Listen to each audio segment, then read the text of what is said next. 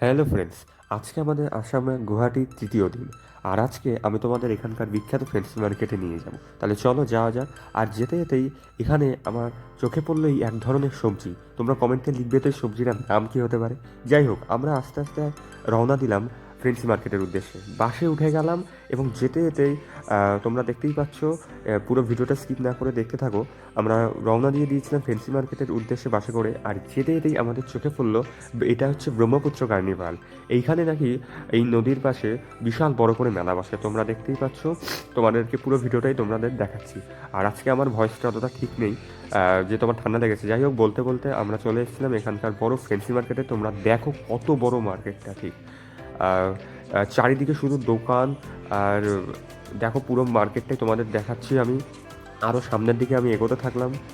বিশাল বড় মার্কেট এখানে। এটা হচ্ছে গুয়াহাটি ফ্যান্সি মার্কেট। এখানে নানা ধরনের লোক এখানে বাজার করতে আসে এবং সকালেই দেখতে পাচ্ছি বিশাল ভিড় হয়ে গেছে। আর অনেক ঘোরাঘুরির পর এই সোয়েটারটা লাস্টে নিয়েছিলাম। যাই হোক, আজকে ভিডিও এটুকুই রাখলাম। আমার নেক্সট ভিডিও দেখা হচ্ছে।